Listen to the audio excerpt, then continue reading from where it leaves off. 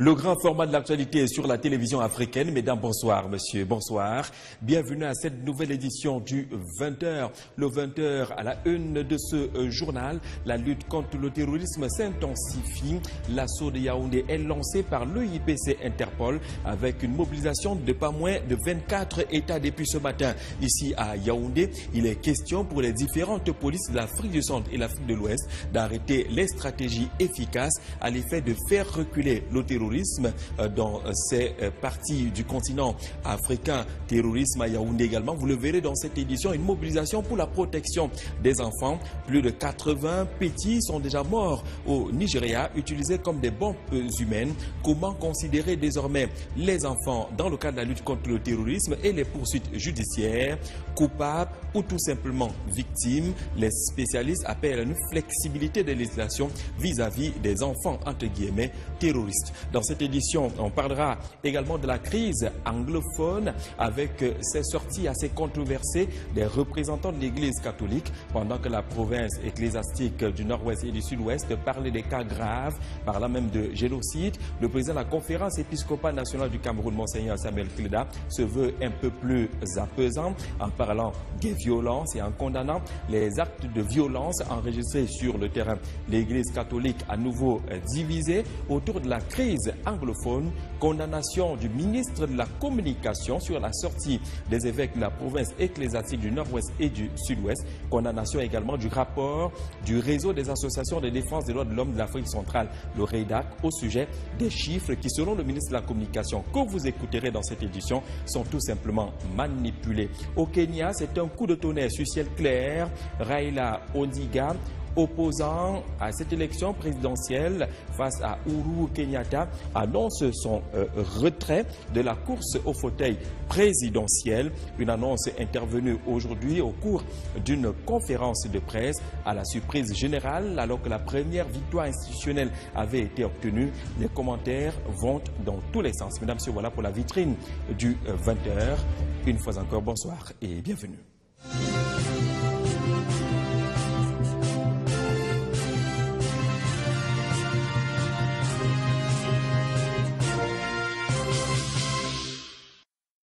Nous sommes le 10 octobre, cela fait un an, jour pour jour, que commençait la crise anglophone. C'était le 10 octobre 2016, avec le mot d'ordre de grève lancé par les avocats de la partie anglophone du Cameroun, immédiatement suivi par des enseignants. Depuis 12 mois maintenant, le Cameroun vit cette crise anglophone, même si on notera quelques signes de détente, reprise des activités, comme au niveau des agences de voyage qui desservent à partir de Yaoundé les régions du Sud-Ouest et du Nord-Ouest. Les activités ont quelque peu repris. Hier, certaines affichaient pratiquement zéro activité, mais de l'autre côté également, quelques clients se présentaient pour embarquer dans les autobus en direction du Nord-Ouest ou du Sud-Ouest. Au niveau de ces agences de voyage, quelques manques à gagner sont également relevés. Gaël Njakam.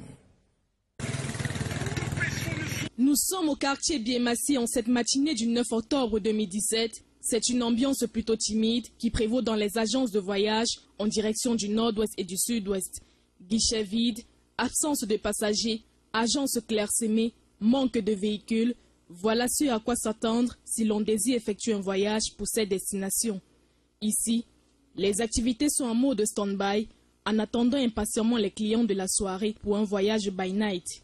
Selon les responsables, la crise anglophone et le mauvais état des routes sont à l'origine de ce climat.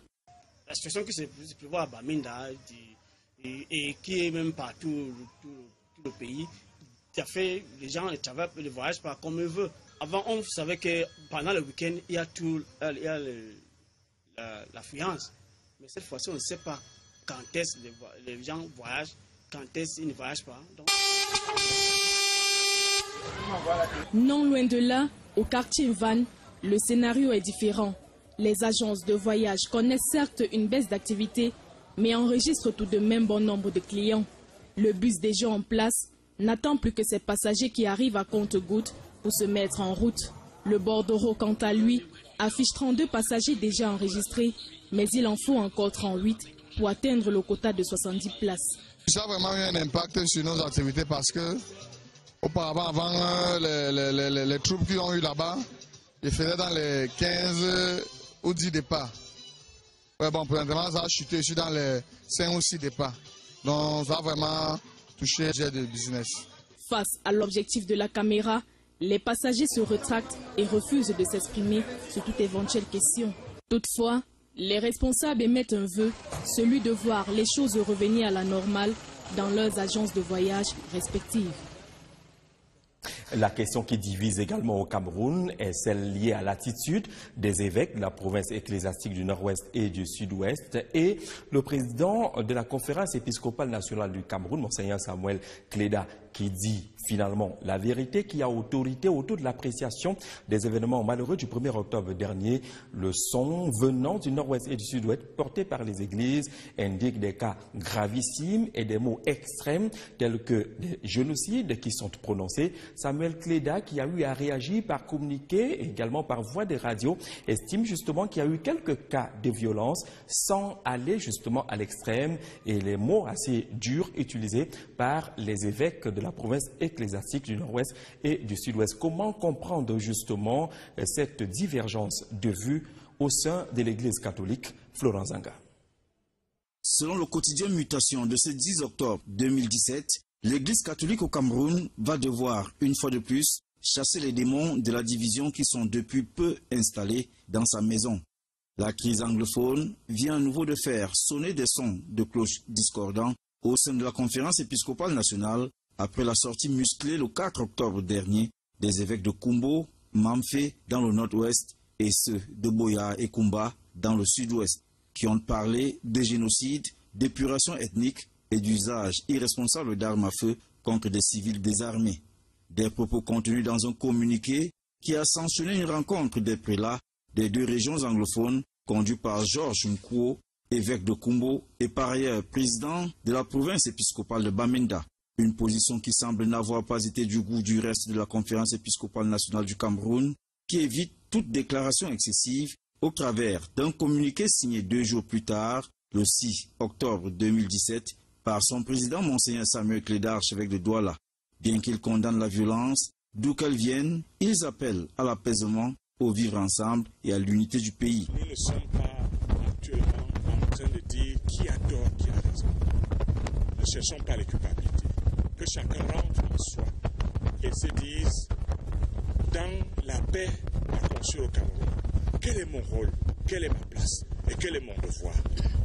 J'appelle donc toutes les consciences individuelles et collectives à œuvrer pour nous remettre sur le bon chemin et construire l'avenir ensemble. La solution de vivre ensemble est aujourd'hui l'unique solution pour arriver à donner du bonheur à chacun d'entre nous. Monseigneur Samuel Cléda et Monseigneur Jean Barga et le reste de la conférence épiscopale appellent ainsi à la paix et surtout au dialogue entre les différentes parties. Le sujet n'a pas échappé au ministre de la Communication, Issati Roma Bakari, porte-parole du gouvernement. Hier, face à la presse, il est revenu sur ses propos assez problématiques des évêques de la province ecclésiastique du Nord-Ouest et du Sud-Ouest, tout en évoquant également les chiffres qui sont avancés par quelques structures. Il parle de manipulation, notamment ceux du réseau de défense des droits de l'homme en Afrique centrale, le REDAC, qui parle d'une centaine de morts, la plupart portés disparus, véritable contradiction relevée également par Issati Roma Bakari et Michel Sirechungi. La nouvelle sortie du ministre de la Communication fait suite aux voix qui se sont élevées de part et d'autre pour faire des déclarations fallacieuses faisant état des bilans imaginaires en termes de victimes et mettant en cause le gouvernement camerounais depuis les incidents du 1er octobre dernier dans les régions du Nord-Ouest et du Sud-Ouest. Issati Roma Bakari fustige et condamne le rapport du REDAC qui fait état du massacre dans ces régions. Le bilan de ces tristes événements est loin, mais alors très loin de ceux annoncés avec fantaisie et irresponsabilité par certains organismes à l'instar du REDAC qui n'hésitent pas à faire état de massacres de populations civiles dans les régions concernées. Le porte-parole du gouvernement déplore également la déclaration des évêques de la province ecclésiastique de Bamenda. Aujourd'hui, ces autorités morales de l'Église prétendent que les anglophones sont persécutés et pourchassés dans la partie francophone. N'est-ce pas là une contre-vérité manifeste dont l'objet est de créer une tension et des antagonismes entre francophones et anglophones, deux communautés qui, par la grâce de Dieu, vivent ensemble dans l'harmonie. Il réitère la position de la Conférence épiscopale nationale du Cameroun qui dit non à la sécession. Répondant à la question d'un journaliste, le MINCOM évoque les pistes de sortie de crise envisagées par le gouvernement. Les avocats ont posé le problème, le ministre d'État, ministre de la Justice, garde des Sceaux, a réagi. Les enseignants, on a réagi, et ainsi de suite. La solution se trouve donc autour de la table dans le cadre de la négociation. Le gouvernement dit aucun sujet n'est tabou pourvu que ce soit dans le cadre de la Constitution et des lois de la République. Cette nouvelle communication était aussi l'occasion de mettre en garde tous ceux qui diffusent et relaient sans preuve des allégations mensongères de prétendus massacres de populations civiles au Cameroun. L'actualité au Cameroun, c'est également cette déclaration de candidature à la prochaine élection présidentielle, la présidentielle 2018 au Cameroun, par Maître Akere Mouna. Depuis hier, nous avons ouvert une série sur le regard que la presse porte sur cette déclaration de candidature. Hier, on l'observait déjà. L'homme n'a pas particulièrement été poli par la presse camerounaise. Ce matin, la même tendance s'est poursuivie. Entre hier et aujourd'hui, la presse essaye de lire Akere Mouna et les qualificatifs qui en sortent ne sont pas toujours pour la faveur du candidat déclaré à la prochaine élection. Arlé Deboandébi. Il avait toujours donné la forte impression de calmer et de canaliser les ardeurs belliqueuses de ses cousins germains pour éviter l'escalade de la crise anglophone. Il apparaissait alors comme l'homme par qui le dialogue et le consensus passeraient. C'était mal connaître cet avocat, l'homme caressait le rêve nourri d'accéder à la magistrature suprême. L'annonce de sa candidature n'est pas une surprise pour l'anecdote. Selon notre confrère, ses ambitions politiques étaient à peine voilées. Il manœuvrait dans les eaux troubles, tirait les ficelles d'Alombre pour avoir une assise politique. Maître Akere Mouna vient de dévoiler ses facettes dans un jeu trouble auquel il est habitué. Il arbore sa tunique de rédempteur pour 2018. Le billet hebdomadaire s'interroge, comment un homme de droit de sa trempe peut-il affirmer que c'est en 2018 que les Camerounais pourront vraiment choisir leur président, comme si Paul Biya n'en était pas un. Pour mutation, Maître Mouna a franchi le Rubicon. Lui qui disait il y a quelques mois que sa candidature pour 2018 ne sera possible que si et seulement si l'actuel chef de l'État n'était plus candidat à sa propre succession. Voilà donc sa candidature déclarée, alors même que Paul Biya n'a pas encore officialisé la sienne. Et le quotidien est pervier de s'indigner après avoir semé le désordre dans les régions anglophones, incitant les populations à la désobéissance civile. L'avocat trouve aujourd'hui qu'il a l'étoffe nécessaire pour briguer la magistrature suprême, malgré son passé louche. Notre confrère va plus loin, qualifiant cette candidature de moquerie. Pour l'orphelin, Akere Mouna n'est qu'un pyromane politique, vendeur d'illusions dont l'élection à la présidence du Cameroun fera reculer le pays de 20 ans parce que ne disposant d'aucune assise politique, donc ne pouvant compter que sur le trafic de son patronyme.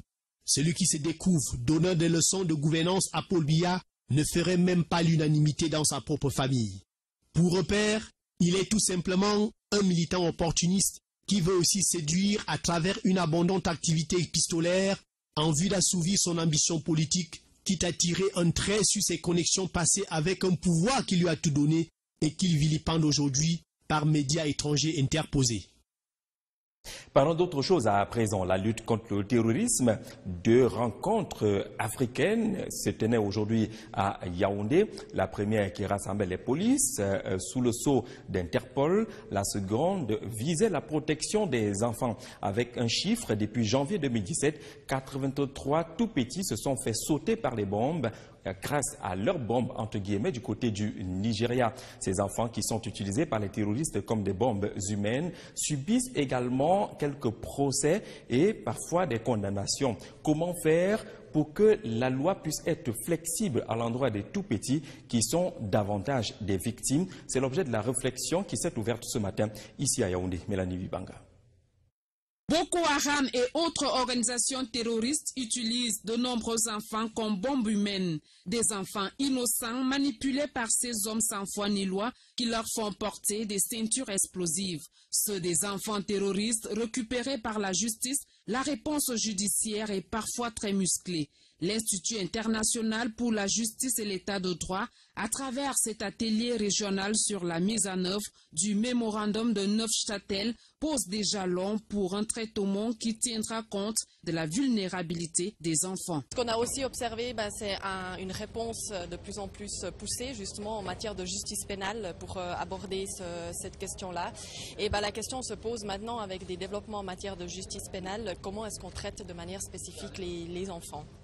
Pour ces enfants qui sont des bombes humaines, âgés de 7 à 15 ans, accusés d'actes terroristes, les experts souhaitent que leurs droits soient respectés, même s'ils font l'objet d'une condamnation. Des échanges de Yaoundé entre les praticiens de justice doivent apporter une réponse adéquate au sujet des droits des enfants terroristes. 83 ont déjà perdu la vie depuis le début de cette année, parmi lesquels 55 filles. Alors nos attentes sont véritablement de permettre un échange entre des praticiens. Dans cet atelier, vous avez des praticiens qui sont juges, des procureurs, des magistrats, des avocats, des représentants de la société civile, des enquêteurs, également des représentants d'autorités pénitentiaires. Permettre un échange entre ces praticiens, justement pour développer une réponse adéquate, il faut avoir un échange interdisciplinaire, interinstitutionnel au niveau national et également un échange entre experts de différents pays. Cet atelier qui ferme ses rideaux le 12 octobre prochain entend ainsi alléger la peine des mineurs terroristes tout en appliquant la loi. Pour ces petites bombes humaines, l'âge varie entre 7 et 15 ans. Les législations sont appelées à être revues pour protéger ces victimes qui s'ignorent. Parlant justement de la lutte contre le terrorisme, pas moins de 24 États membres de l'OIPC Interpol sont mobilisés à Yaoundé. Ils viennent essentiellement de l'Afrique du Centre et l'Afrique de l'Ouest, frappés par les actes terroristes. Il est question justement d'arrêter les différentes stratégies à l'effet de lutter efficacement contre la montée du terrorisme. Parmi les solutions envisagées, la bonne circulation de l'information. Salamatou Badian. Du Cameroun au Nigeria, en passant par le Mali et le Tchad, l'Afrique centrale et l'Afrique de l'Ouest font face à un terrorisme inquiétant. Le nombre de victimes de Boko Haram dans le bassin du lac Tchad est estimé à 2000 aujourd'hui, même si le phénomène est devenu planétaire, avec 20 000 attaques enregistrées par année. La force multinationale mixte, le G5 Sahel, la force Barkhane sont quelques moyens de lutte commune mis en place entre ces différents États. Cependant, l'Organisation internationale de la police criminelle Interpol se propose d'arrimer le centre et l'ouest du continent à la stratégie antiterroriste mondiale pour plus d'efficacité. À cet effet, elle a rassemblé les chefs de police des 24 pays membres, touchés ou pas par ce phénomène. Celle-ci met l'accent sur la prévention. Il est question de s'attaquer aux moyens de financement et au trafic d'armes qui facilitent les activités terroristes. Les participants aux assises sont appelés à mieux appréhender les défis liés au terrorisme, mais aussi de mettre en place un cadre de dialogue pour rapprocher les chefs de police d'Afrique centrale et de l'Ouest et faciliter ainsi l'échange d'informations. Interpol s'engage à renforcer les capacités des policiers des sous-régions. À l'issue de la cérémonie d'ouverture de cette réunion de haut niveau, qui a vu une forte mobilisation des membres du gouvernement camerounais, présidé par le ministre de l'administration territoriale et de la décentralisation, le secrétaire général de l'Organisation internationale de la police criminelle Interpol s'est entretenu avec les hommes de médias au cours d'une conférence de presse sur le thème de la lutte à mener contre le terrorisme. Il y a également une lutte qui existe et qui mobilise également les pays africains à Yaoundé, c'est celle de la reconsidération de la valeur traditionnelle et de nos traditions avec ce village qui s'appelle Ubuntu.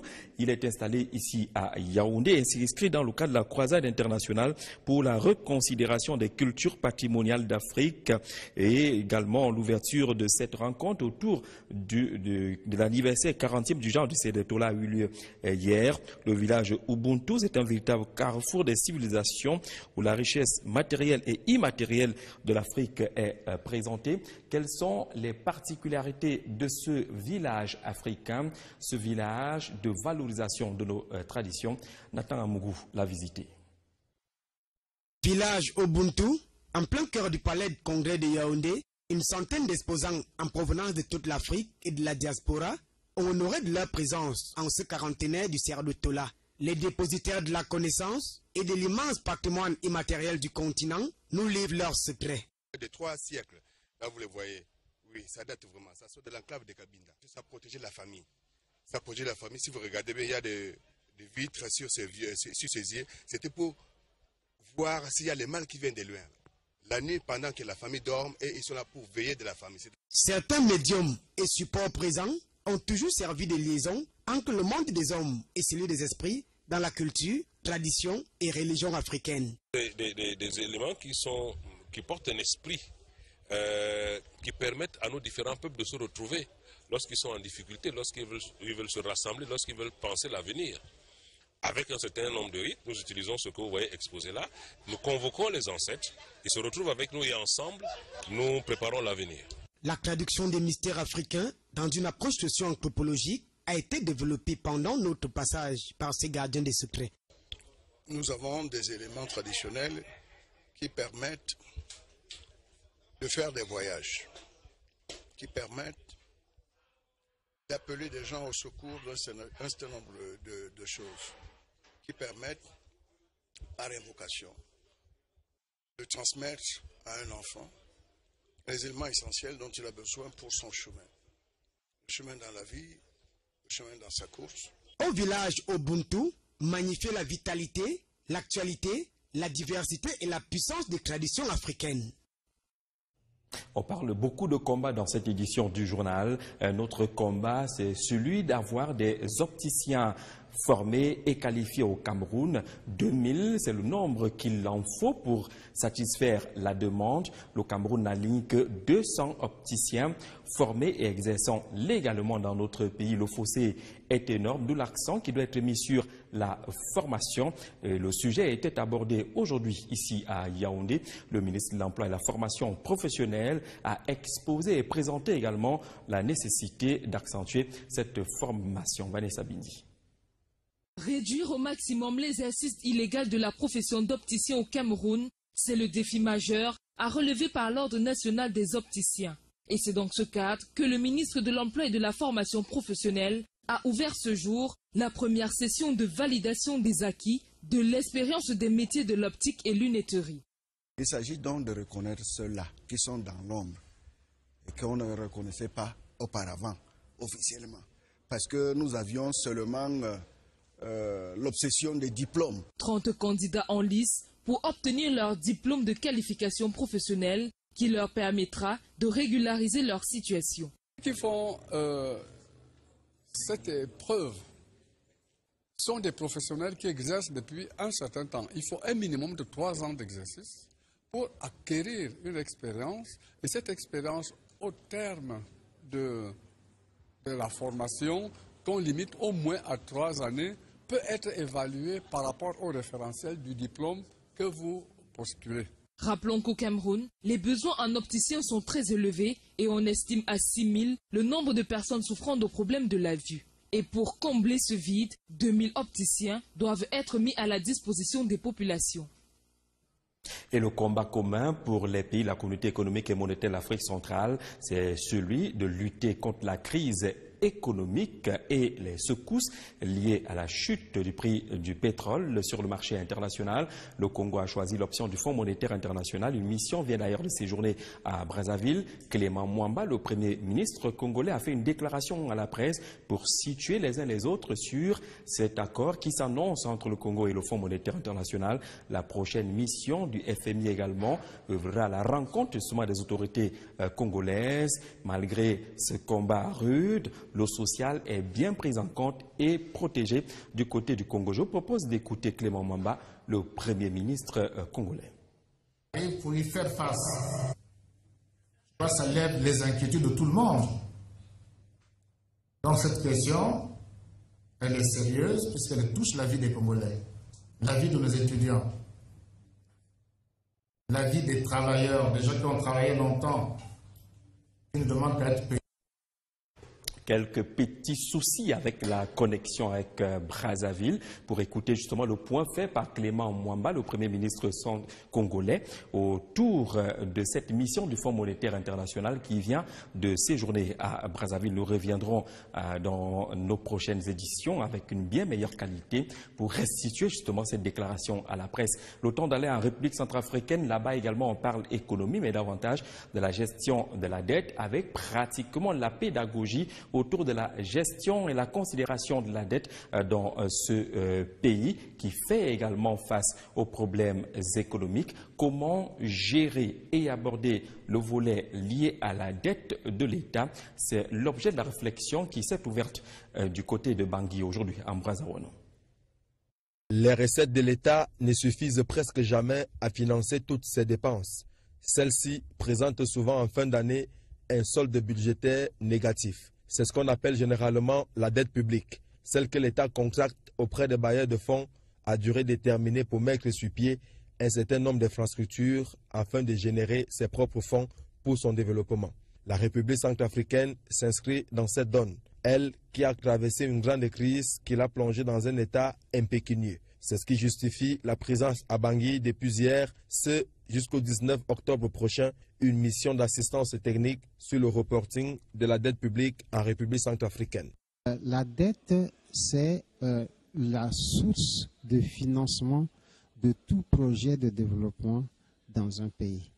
Tous les États du monde se financent par l'endettement, donc par la dette. La mission aura pour objectif de renforcer les capacités des gestionnaires de cette dette en matière de reporting en Centrafrique, mais aussi offrir à ceux-ci des conseils et des actions visant à améliorer la production des données et l'analyse du reporting de la dette. Le reporting sera une publication qui sera axée maximum 8 pages selon l'explication que nous avons reçue de notre formateur. Et ce document devait reprendre les grandes données agrégées sur la situation de la dette de notre pays. 10 jours permettront au terme de cet atelier de produire un rapport trimestriel, semestriel ou alors annuel pour la gestion de la dette pour que la République centrafricaine contrôle désormais celle-ci. Ces assises de Bangui sont placées sous la haute autorité du ministre des Finances et du Budget de la République centrafricaine. Les experts qui sont donc du côté de Bangui depuis hier pour cette opération. L'une des grandes nouvelles en Afrique aujourd'hui, c'est le retrait de Raila Odinga de la course au fauteuil présidentiel du côté du Kenya. Véritable coup de tonnerre sur ciel clair. Rien n'annonçait ce retrait après les turpitudes et les péripéties rencontrées pendant cette élection présidentielle. Les conséquences de ce retrait sont déjà évoqué par différents commentateurs. Mathieu Wamba. Véritable coup de théâtre dans le second tour de l'élection présidentielle kényane. L'opposant Raila Odinga a annoncé son retrait à la course à la présidentielle, dont le deuxième tour est prévu pour le 26 octobre prochain. L'homme en a fait l'annonce ce mardi lors d'une conférence de presse surprise à Nairobi. L'opposant kényan explique que sa décision par la mauvaise foi de l'IEBC, organisme en charge de l'opération du scrutin, qui a été contesté par l'opposition et désavoué par la Cour suprême lors du premier tour, arguant des pratiques douteuses de l'institution qui entraveraient la régularité du second tour de l'élection. L'on s'achemine donc vers une reconduction de Uhuru Kenyatta au cas où son challenger maintiendrait définitivement sa décision. Si Raila Odinga parle de préserver les intérêts de la région, des Kenyans et même du monde, car un nouveau foyer de tension au Kenya embraserait davantage la sous-région, l'on ne sait toujours pas si la rue retiendra sa colère et respectera le mot d'ordre de son champion. Mais surtout, si la coalition de l'opposition sera vraiment absente au scrutin du 26 octobre prochain. Que s'est-il donc passé lors de son voyage en Angleterre? Celui qui avait promis des manifestations jusqu'à la démission de la commission électorale décide contre vents et marées de faire marche arrière. C'est une affaire à suivre et du côté du Bénin, les choses vont changer dans les milieux universitaires. À partir de cette année académique, il va falloir payer des frais exigibles. La gratuité, c'est désormais dans le passé 25 000, 50 000 ou 75 000 francs CFA des frais à payer. C'est une décision de l'institution en charge de l'éducation depuis le 2 octobre dernier. Merveille Simo. Désormais, les étudiants en faculté dans les universités au Bénin ne suivront plus gratuitement les cours. C'est l'une des réformes importantes qu'a pris le ministre de l'Enseignement supérieur et de la Recherche scientifique pour l'année académique 2017-2018. Les étudiants béninois qui jusqu'à cette période bénéficiaient d'une éducation gratuite vont devoir s'arrimer à cette nouvelle décision prise par le gouvernement. C'est lundi le 2 octobre, au cours de son discours dans l'amphithéâtre Idriss Déby de l'université d'Abomey-Calavi, que Marie-Odile Antasso, ministre de l'Enseignement supérieur, annonce la nouvelle. Dorénavant, les étudiants en cycle licence devront débourser une somme de 25 000 francs CFA comme frais d'inscription. Quant à ceux inscrits à master, le montant est de 50 000 francs et 75 000 pour le cycle doctorat. Cette réforme permettra au Bénin de se conformer aux normes communautaires de l'UMOA en matière d'enseignement. L'année scolaire 2017-2018 marquera ainsi donc un nouveau départ dans le système de l'éducation au Bénin. Une mesure qui sera appréciée de manière diverse par les étudiants béninois. Et puis ces détentions sociales qui sont enregistrées en France, pas moins de 9 syndicats étaient engagés pour un arrêt de travail. La colère liée aux mauvaises conditions de travail enregistrées là-bas. Le secteur de l'éducation, le secteur de la médecine et même les mairies sont concernés par ce débrayage généralisé. C'est une façon pour ces organisations syndicales de décrier des mauvaises conditions de travail en cette journée consacrée justement à la santé mentale au travail. Inès Belinga.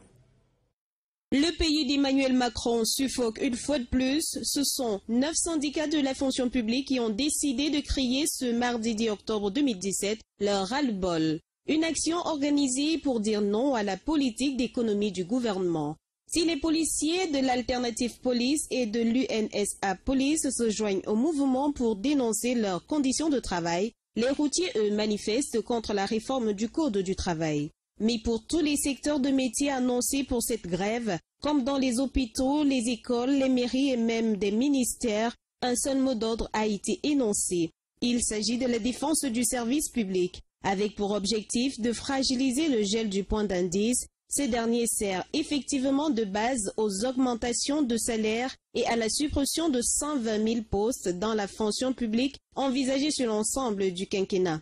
Les malades, ils sont en danger. Aujourd'hui, ils sont en danger quand ils sont dehors, ils sont en danger parce qu'ils ne peuvent plus accéder à l'hôpital, ils sont en danger même quand ils sont dans l'hôpital. Avec cet état de choses, certains citoyens français se disent compréhensifs concernant l'évasion fiscale qui est de plus en plus organisée et observée dans le pays. Malgré les conditions de travail décrites comme étant difficiles, les impôts n'en finissent pas. On parlait encore récemment de l'impôt sur la succession, chose qui a poussé le chanteur français Florent Pagny, âgé de 55 ans, à annoncer qu'il s'installera bientôt au Portugal. Il avait indiqué qu'il y irait pour de vraies raisons fiscales. De ce côté, et selon lui, il n'y a pas d'impôt sur l'héritage, pas d'impôt sur la succession, non plus sur la fortune. Le prochain grand rendez-vous sur Vision 4, 21h, comme tous les mardis soirs, Planète Sport avec Francis Bonga et de nombreux invités et analystes de l'actualité sportive dans notre pays. Mesdames et messieurs, merci d'avoir regardé cette édition du journal. Bonne soirée à tous.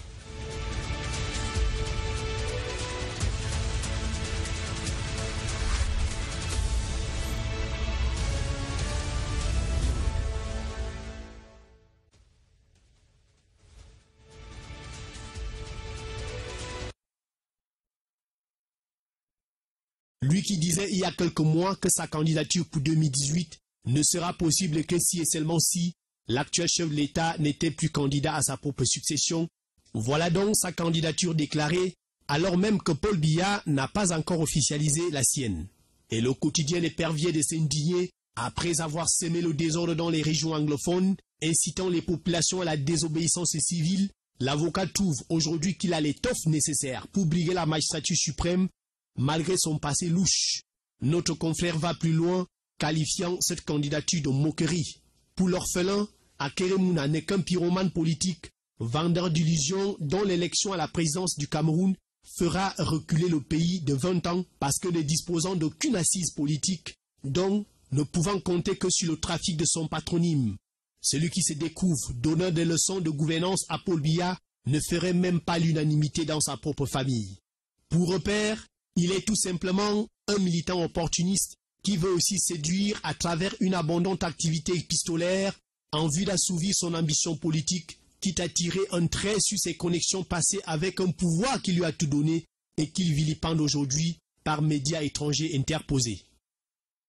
Parlons d'autre chose à présent, la lutte contre le terrorisme. 2 rencontres africaines se tenaient aujourd'hui à Yaoundé. La première qui rassemblait les polices sous le sceau d'Interpol. La seconde visait la protection des enfants. Avec un chiffre, depuis janvier 2017, 83 tout petits se sont fait sauter par les bombes grâce à leurs bombes, entre guillemets, du côté du Nigeria. Ces enfants qui sont utilisés par les terroristes comme des bombes humaines subissent également quelques procès et parfois des condamnations. Comment faire pour que la loi puisse être flexible à l'endroit des tout-petits qui sont davantage des victimes? C'est l'objet de la réflexion qui s'est ouverte ce matin ici à Yaoundé. Mélanie Vibanga.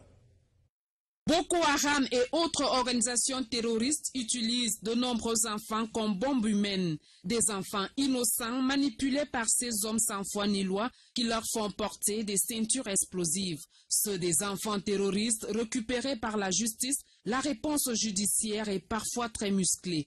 L'Institut international pour la justice et l'état de droit, à travers cet atelier régional sur la mise en œuvre du mémorandum de Neufchâtel, pose des jalons pour un traitement qui tiendra compte de la vulnérabilité des enfants. Ce qu'on a aussi observé, c'est une réponse de plus en plus poussée justement en matière de justice pénale pour aborder cette question-là. Et la question se pose maintenant avec des développements en matière de justice pénale, comment est-ce qu'on traite de manière spécifique les enfants? Pour ces enfants qui sont des bombes humaines, âgés de 7 à 15 ans, accusés d'actes terroristes, les experts souhaitent que leurs droits soient respectés, même s'ils font l'objet d'une condamnation. Des échanges de Yaoundé entre les praticiens de justice doivent apporter une réponse adéquate au sujet des droits des enfants terroristes. 83 ont déjà perdu la vie depuis le début de cette année, parmi lesquels 55 filles. Alors, nos attentes sont véritablement de permettre un échange entre des praticiens. Dans cet atelier, vous avez des praticiens qui sont juges, des procureurs, des magistrats, des avocats, des représentants de la société civile, des enquêteurs, également des représentants d'autorités pénitentiaires. Permettre un échange entre ces praticiens, justement pour développer une réponse adéquate, il faut avoir un échange interdisciplinaire, interinstitutionnel au niveau national et également un échange entre experts de différents pays. Cet atelier qui ferme ses rideaux le 12 octobre prochain entend ainsi alléger la peine des mineurs terroristes tout en appliquant la loi.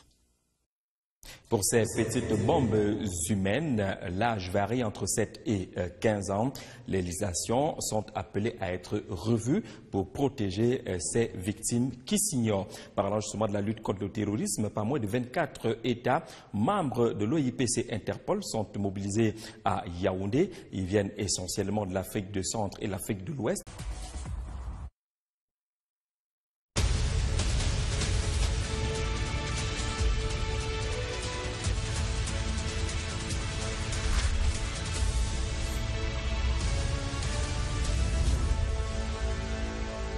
Le grand format de l'actualité est sur la télévision africaine. Mesdames, bonsoir, monsieur, bonsoir. Bienvenue à cette nouvelle édition du 20h. Le 20h à la une de ce journal. La lutte contre le terrorisme s'intensifie.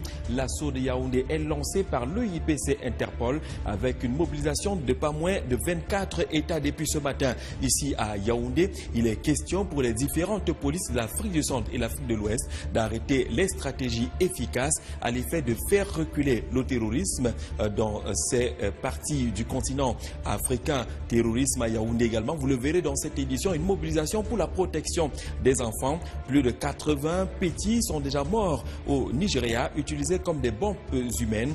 Comment considérer désormais les enfants dans le cadre de la lutte contre le terrorisme et les poursuites judiciaires? Coupables ou tout simplement victimes? Les spécialistes appellent à une flexibilité des législations vis-à-vis des enfants entre guillemets terroristes. Dans cette édition, on parlera également de la crise anglophone avec ces sorties assez controversées des représentants de l'Église catholique pendant que la province ecclésiastique du Nord-Ouest et du Sud-Ouest parlait des cas graves, parlant même de génocide. Le président de la conférence épiscopale nationale du Cameroun, Monseigneur Samuel Kleda, se veut un peu plus apaisant en parlant des violences et en condamnant les actes de violence enregistrés sur le terrain.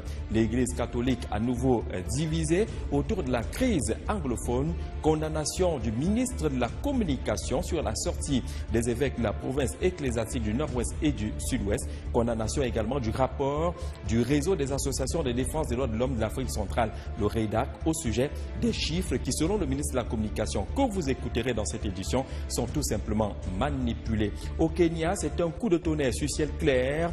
Raila Odinga, opposant à cette élection présidentielle face à Uhuru Kenyatta, annonce son retrait de la course au fauteuil présidentiel. Une annonce intervenue aujourd'hui au cours d'une conférence de presse à la surprise générale, alors que la première victoire institutionnelle avait été obtenue. Les commentaires vont dans tous les sens. Mesdames et messieurs, voilà pour la vitrine du 20h.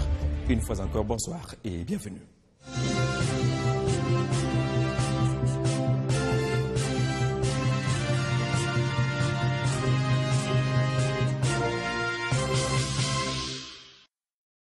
Nous sommes le 10 octobre. Cela fait un an, jour pour jour, que commençait la crise anglophone. C'était le 10 octobre 2016, avec le mot d'ordre de grève lancé par les avocats de la partie anglophone du Cameroun, immédiatement suivi par des enseignants. Depuis 12 mois maintenant, le Cameroun vit cette crise anglophone, même si on notera quelques signes de détente, reprise des activités, comme au niveau des agences de voyage qui desservent à partir de Yaoundé les régions du Sud-Ouest et du Nord-Ouest. Les activités ont quelque peu repris. Hier, certaines affichaient pratiquement zéro activité, mais de l'autre côté également, quelques clients se présentaient pour embarquer dans les autobus en direction du Nord-Ouest ou du Sud-Ouest. Au niveau de ces agences de voyage, quelques manques à gagner sont également relevés. Gaël Njakam.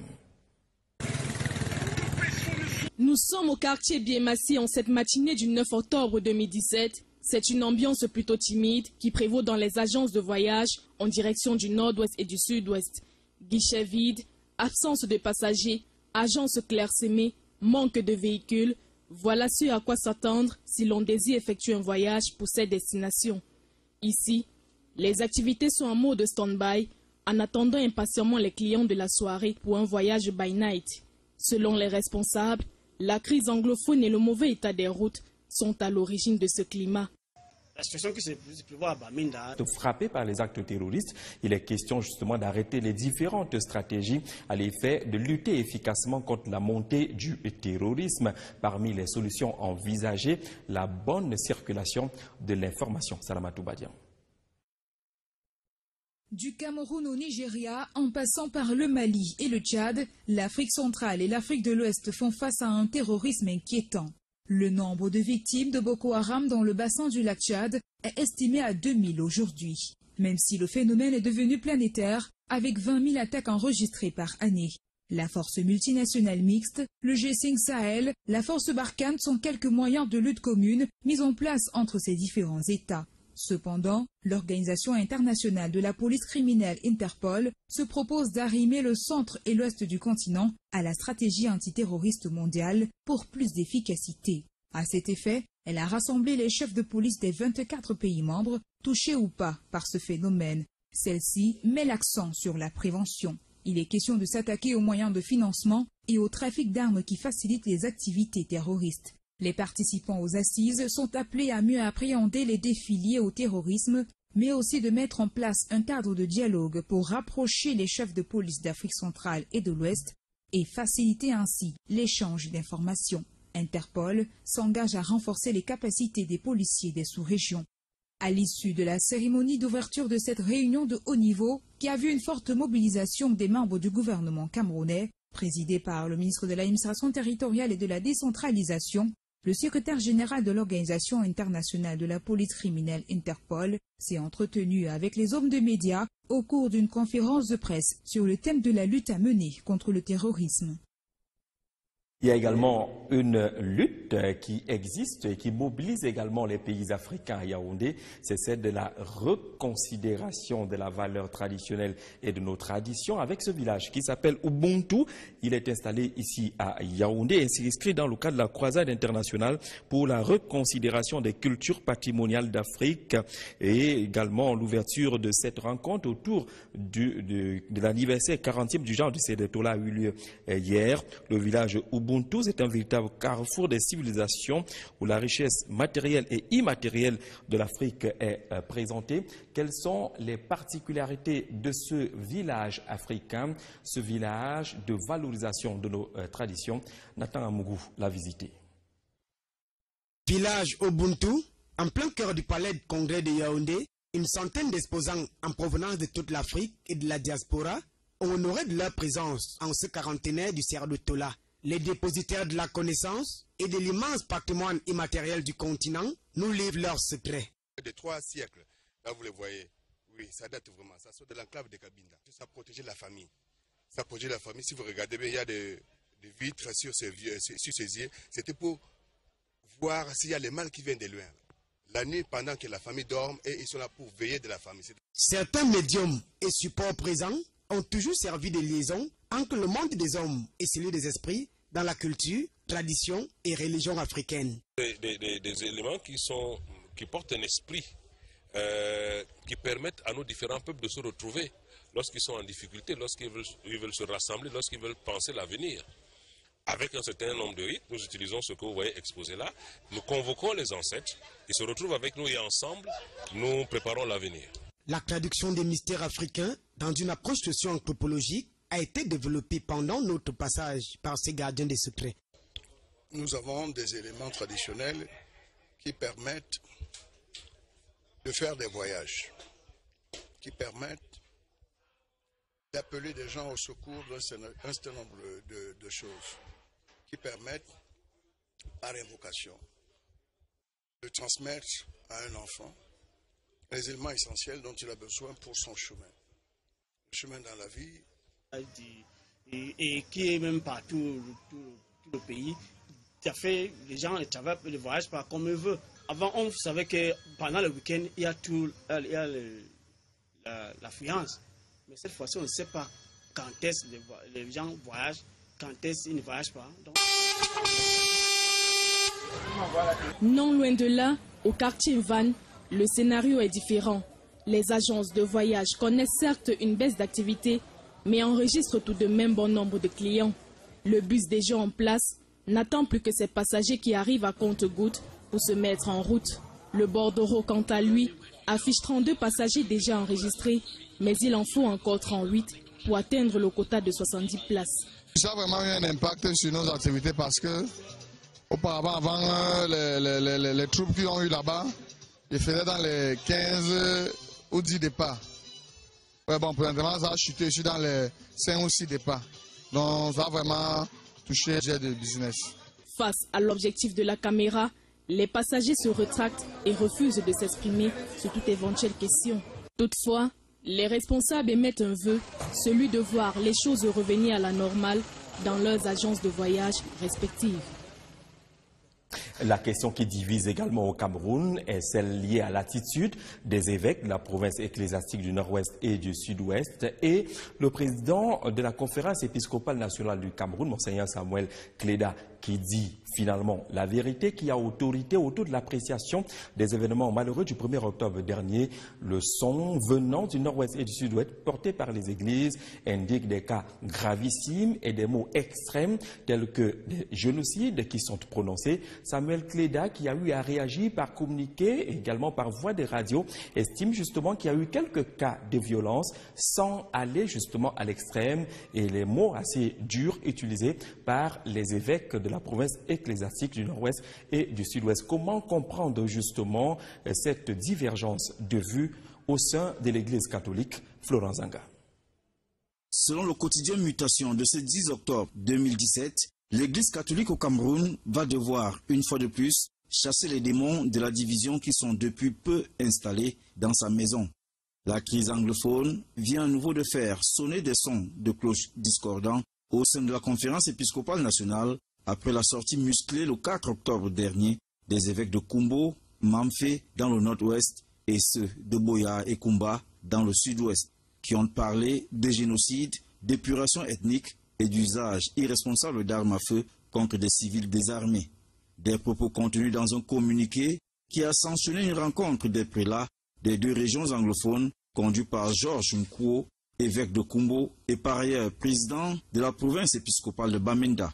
Une position qui semble n'avoir pas été du goût du reste de la conférence épiscopale nationale du Cameroun, qui évite toute déclaration excessive au travers d'un communiqué signé 2 jours plus tard, le 6 octobre 2017, par son président Monseigneur Samuel Cléda, archevêque de Douala.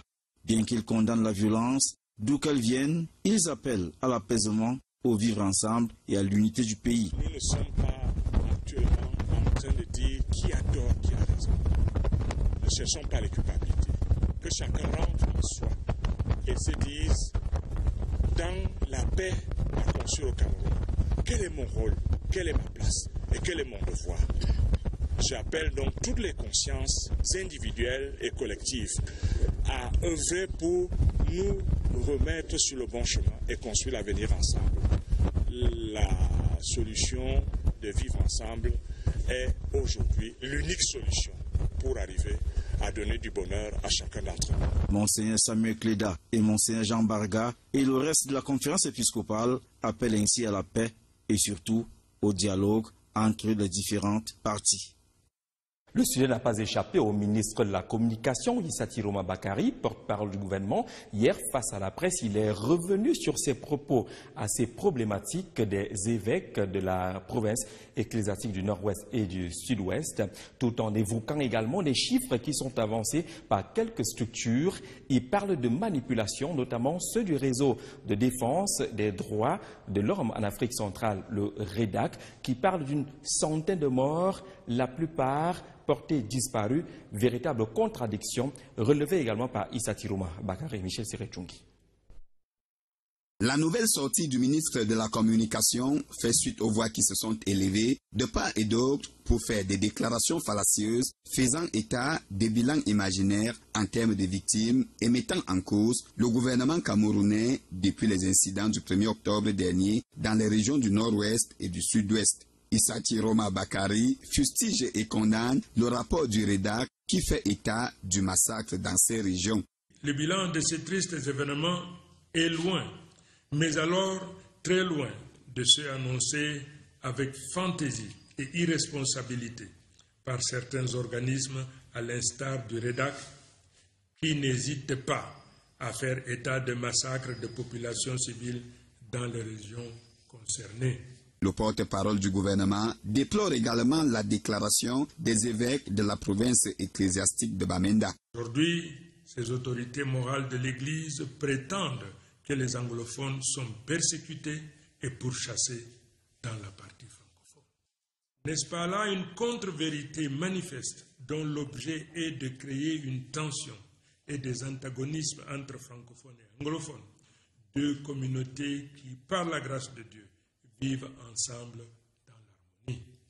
Il réitère la position de la Conférence épiscopale nationale du Cameroun qui dit non à la sécession. Répondant à la question d'un journaliste, le MINCOM évoque les pistes de sortie de crise envisagées par le gouvernement. Les avocats ont posé le problème, le ministre d'État, ministre de la Justice, garde des Sceaux, a réagi. Les enseignants, on a réagi, et ainsi de suite. La solution se trouve donc autour de la table dans le cadre de la négociation. Le gouvernement dit aucun sujet n'est tabou pourvu que ce soit dans le cadre de la Constitution et des lois de la République. Cette nouvelle communication était aussi l'occasion de mettre en garde tous ceux qui diffusent et relaient sans preuve des allégations mensongères de prétendus massacres de populations civiles au Cameroun. L'actualité au Cameroun, c'est également cette déclaration de candidature à la prochaine élection présidentielle, la présidentielle 2018 au Cameroun, par Maître Akere Mouna. Depuis hier, nous avons ouvert une série sur le regard que la presse porte sur cette déclaration de candidature. Hier, on l'observait déjà. L'homme n'a pas particulièrement été poli par la presse camerounaise. Ce matin, la même tendance s'est poursuivie. Entre hier et aujourd'hui, la presse essaye de lire Akere Mouna et les qualificatifs qui en sortent votes ne sont pas toujours pour la faveur du candidat déclaré la prochaine élection. Arlé Desbois-Ndébi. Il avait toujours donné la forte impression de calmer et de canaliser les ardeurs belliqueuses de ses cousins germains pour éviter l'escalade de la crise anglophone. Il apparaissait alors comme l'homme par qui le dialogue et le consensus passeraient. C'était mal connaître cet avocat, l'homme caressait le rêve nourri d'accéder à la magistrature suprême. L'annonce de sa candidature n'est pas une surprise pour l'anecdote. Selon notre confrère, ses ambitions politiques étaient à peine voilées. Il manœuvrait dans les eaux troubles, tirait les ficelles dans l'ombre pour avoir une assise politique. Maître Keremouna vient de dévoiler ses facettes dans un jeu trouble auquel il est habitué. Il arbore sa tunique de rédempteur pour 2018. Le billet hebdomadaire s'interroge. Comment un homme de droit de sa trempe peut-il affirmer que c'est en 2018 que les Camerounais pourront vraiment choisir leur président, comme si Paul Biya n'en était pas un? Pour mutation, Maître Mouna a franchi le Rubicon.